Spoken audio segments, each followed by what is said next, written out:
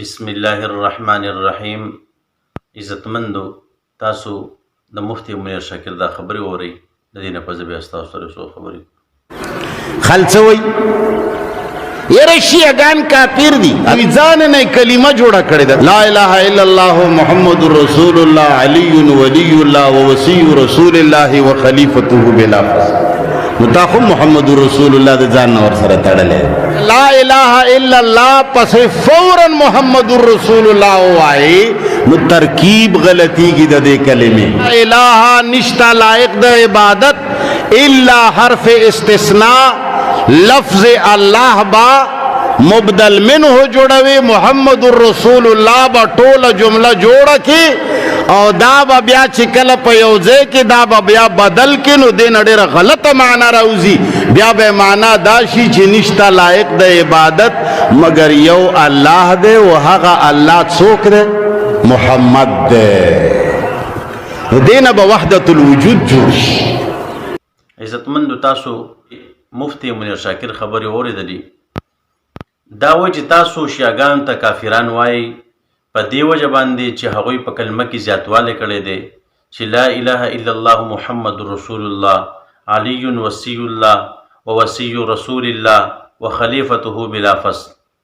نو د دې وجې نه تاسو شیعاګانو ته کافران وایي، نو تاسو مسلمانانو هم په کلمه کې زیاتوالی کړی دی. نو اول نمبر ځان په دې باندې پوهېږه چې تاسې په نوم باندې مفتی نور د هېڅ نه خبر. په دې وجه باندې موږ شیعاګانو ته کافران نه وایو چې هغوی په کلمه کې زیاتوالی کړی دی، بلکې په شیعاګانو کې مختلف قسمونه دي. د بعضې شیعاګانو هغه عقاید دي چې په هغې باندې هغوی کافران کیږي او هغوی ته کافر ویلی شي، او داسې شیعاګان به کوم شته دی چې د هغوی د کفر عقاید نه دي بلکې د ګمراهۍ عقاید دي.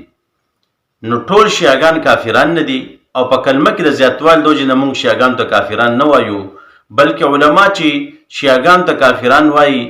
نو هغه په دې وجه باندې که چېرې یو شیعه د عقیده لري چې په قرآن پاک کې هغه د تحریف قایل وي او قرآن پاک په خپل اصلي شکل باندې نه مني، نو دا د کفر عقیده ده.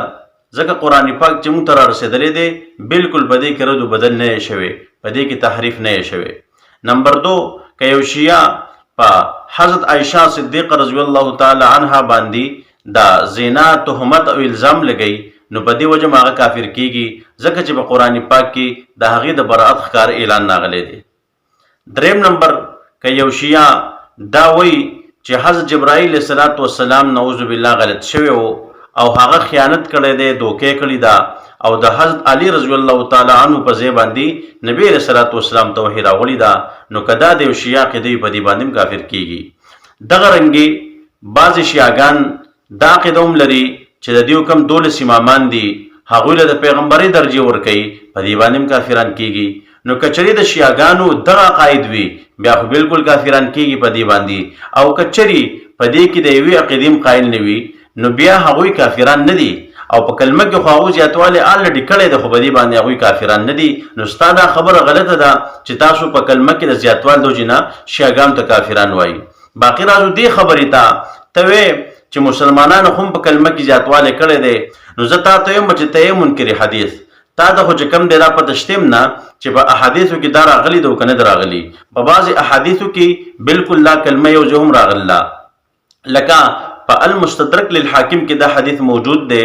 په اخر کې دا الفاظ راځي ولقد خلقت العرش على الماء فاضطرب فكتبت عليه لا اله الا الله محمد رسول الله فسكن.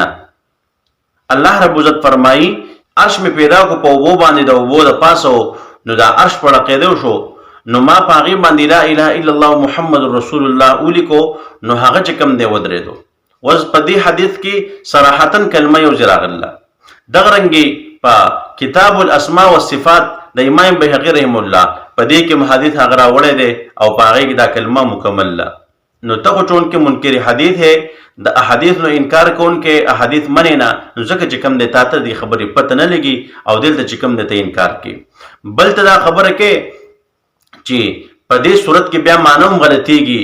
ځکه چې ترکیب جوړیږي لا اله الا الله، دا الا د استثناء لپاره دی او لفظ الله مبدل منه دی او محمد رسول الله ولا بدل جوړیږي نو دلته چې کوم دی بیا معنا ډیره خراب کیږي. نو اول خو ځان په دې باندې پوه کا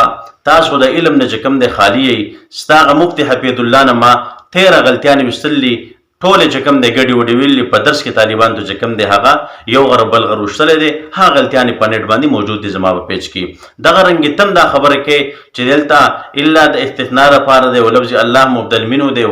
اخوا محمد رسول الله ولا بدل لې نو دلته ځان په دې باندې پوهه کا چې الا اگر چې د استثناء لپاره راځي خو دلته د استثناء لپاره نه دی بلکې په معنی د غیر باندې دی. کتابونه کلاو کا وګوره د صنف ته خبر یې نه دلته الا په معنی د غیر باندې دی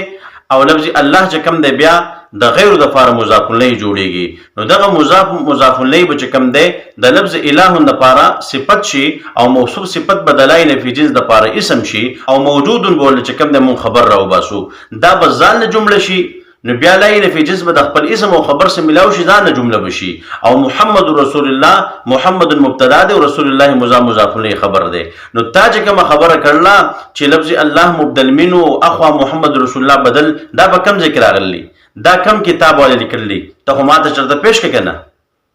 کم کتاب والے لیکلی په کم ځګونو کې راغلی کم نحویان لیکلی تا ځان نحوی سرپی جوړ کړی د ځان ترکیبونه کې او معنی ولا غلطه یو هم منکری حدیث بل د نحوی صرف نه خبر نه د قواعد نه خبر نه او بیا راځي چې کوم بدلته اعتراض کې امون شیاګان ته بدیو چې کافران نه وای چې هغه په کلمه کې زیاتواله کړي دي ته خو الټه د مسلمانانو په ذهن کې چې کوم دی وسوسه چې شبهات پکې اچي او هغه ته وی چې په دې کلمه کې مسلمانانو زیاتواله کړي دي وای ته مسلمان نه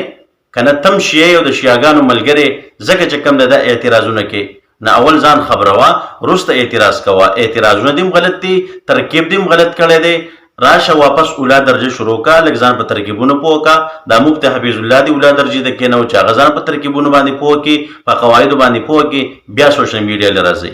زما دا ویډیو ټول ملګری چې کوم دی دغه منکری حدیث ته چې کوم دی ورسوي الله رب عزت موږ د نیک عمل توفیق راکړي او الله رب عزت موږ د خپل نافرمانی نه وساتي وما علينا الا البلاغ.